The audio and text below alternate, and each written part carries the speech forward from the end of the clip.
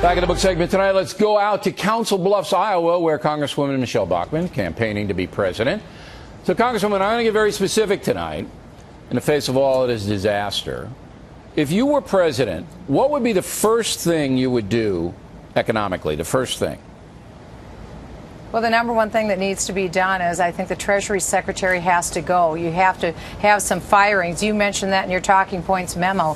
If your economic team isn't working, you've got to get someone in who knows what to do. That needs to be done. I think, secondly, if I were president today, I would call all the members of Congress back into Washington, D.C., and I'd say this. Look, we are going to get this AAA credit rating back, and this is what we're going to do. First, we're going to tell the markets that there will be no default on the debt. We will make sure all the interest payments are made. Second, we'll tell our military, and in no uncertain terms, they will get their checks. And number three, we would make sure that all senior citizens would know they aren't going to be scared anymore. Their current benefits, as both on Medicare and Social Security, will be paid. However, from there, with all the members of Congress, I would let them know the time for entitlement reform is now, not in the future. We have to have entitlement reform now. Okay, but what's your idea about that? What's your idea about Medicare? You know, costs are exploding. What's your idea to get the costs under control so the nation can afford to pay the bills of people who have paid into Medicare for their whole working lives? I mean, it's not really an entitlement, Medicare, and people always say that, and they're right. You know, we pay into this system, but then the government does what it usually does, takes money here and there, and then they don't have enough money to cover and all of that. So how do you get the Medicare costs under control? What do you do? Right. Well, it needs to be tied more to the market, right? Because it isn't now. Right now, it's on a fee-for-service program, and President Obama himself has said this program isn't working, and that has to change. There have been good suggestions that have come out there from, like what? For instance, people who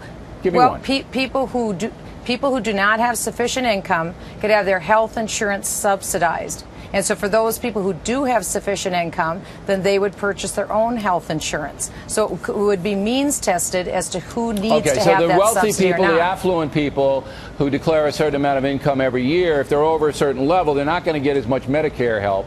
So people are going to be teed off about that. But okay, it's a legitimate, you know, would you raise the age for Medicare? Would you raise the age for Social Security?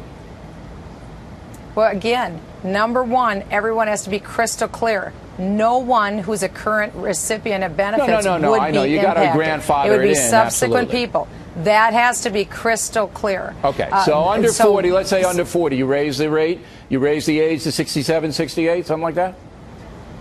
I think you have to look at longevities. Clearly, that I think we need to look at that both on the Social Security side and on the Medicare side and on Medicaid. But more important than all of this, Bill, is repealing Obamacare. Okay, I got because that. I was in the White House. You're dodging the question about raising the age. No. Hear me on this. Because a couple of months ago, I was in the White House with President Obama. We asked him 3 times, "What's your plan to make Medicare solvent?" He mumbled around, didn't give an answer, and then he finally said, "Bill, listen." If he had a plan, he would have put it out there. Let me tell you what the president said. Said. He said Obamacare. And so what senior citizens don't realize is that President Obama's plan for Medicare is they will all go into Obamacare. There won't be a Medicare going forward under President Obama. Though. I don't even think this is worth discussing because I think the Supreme Court's going to throw it out. And it's the law of the land now, Bill. I hope they do throw it out. But as president, doesn't kick in until 2013. As President of the United States, Bill, I will not rest until we repeal Obamacare. Okay, I'm not leaving it to the Supreme Court. I would exercise leadership that we actually repeal Obamacare. But, Congresswoman, you know every Republican is going to want to repeal Obamacare. And if the Senate and the House go to the GP... Bill. There's a big difference between someone who's going to sign the bill when it lands on their desk versus someone who will go out and make the case for it. I will go all over the country. Plus, as nominee of the Republican Party, I will not stop until I elect an additional 13 members of the Senate who will agree with me so we can have a filibuster-proof Senate to actually repeal this thing. Can I really be obnoxious and go back to raising the age of the Medicare and Social Security? You need my permission? That's an easy one, yeah. You need my permission? You know, I'm trying to be nice. Are you going to raise the age for under 40s to 68 or something like that? For Social Security? And Medicare.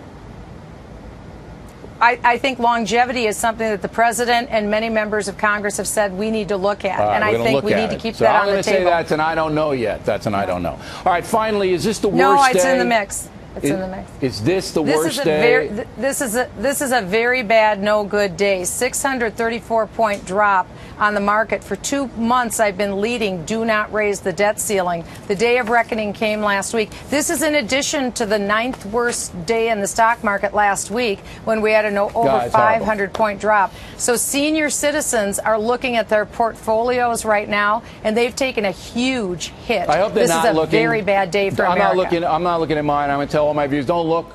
Because, you know, a month from now, things could be a lot different. Yeah, don't look. It's terrible.